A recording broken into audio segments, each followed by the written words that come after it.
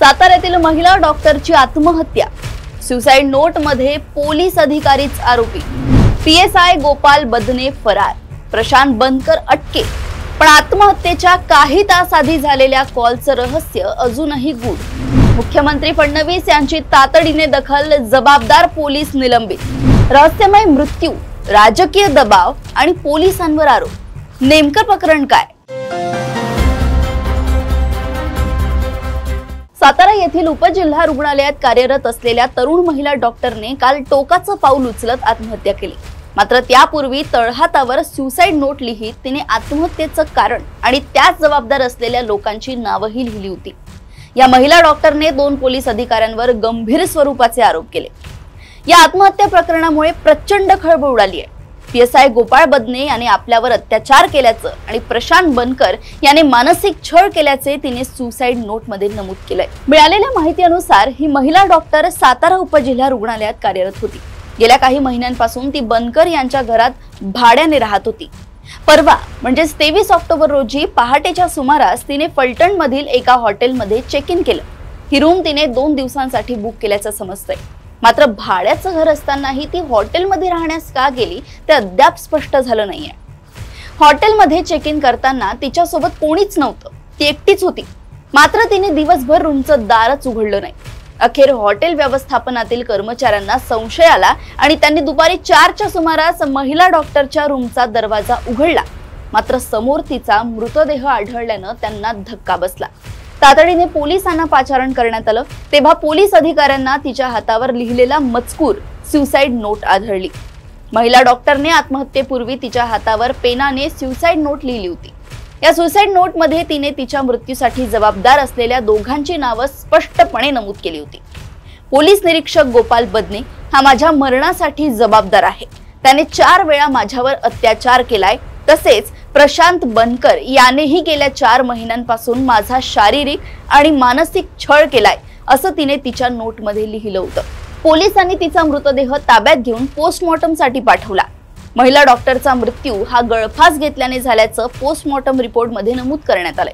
मात्र तिच्या शरीरावर कोणतीही जखम अथवा व्रण नव्हती, असेही त्यात लिहिण्यात आलं होतं। या प्रकरणी फलटण शहर पोलीस ठाण्यात पोलीस उपनिरीक्षक गोपाल बदने आणि प्रशांत बनकर यांच्यावर मानसिक व शारीरिक त्रास तसेच लैंगिक अत्याचार गुन्हा दाखल झालाय।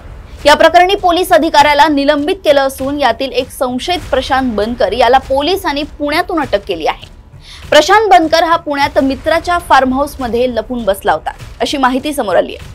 बनकरच्या अटकेने डॉक्टर तरुणीच्या आत्महत्येआधी नेमकं काय घडलं होतं याबद्दलची माहिती आता समोर येण्याची शक्यता आहे। हातावरील मजकूरच पुरावा पोलीस अधीक्षक तुषार दोशी यांनीही या प्रकरणाची गंभीर दखल घेतली असून या प्रकरणी गुन्हा दाखल करण्याची प्रक्रिया सुरू असल्याचं आणि सखोल तपास केला जाईल असं सांगितलंय।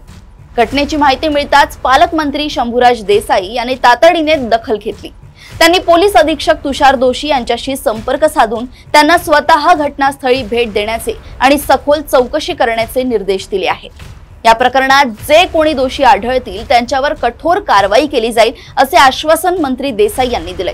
डॉक्टर महिलेने आत्महत्या केल्यानंतर तिचे कुटुंबीय आता समोर आले आहेत। डॉक्टरच्या भावाने तर मोठा दावा केलाय, माझ्या बहिणीच्या आत्महत्येमागे काहीतरी राजकीय दबाव असण्याची शक्यता आहे, कारण माझ्या बहिणीच्या मृत्यू प्रकरणात FIR दाखल करून घेण्यास पोलिसांनी 4 ते 5 तास लावले।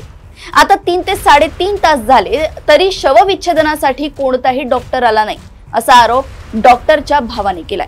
तसेच माझ्या बहिणीने काही अर्ज केले होते, त्या अर्जांची प्रत आम्हाला मिळालेली आहे।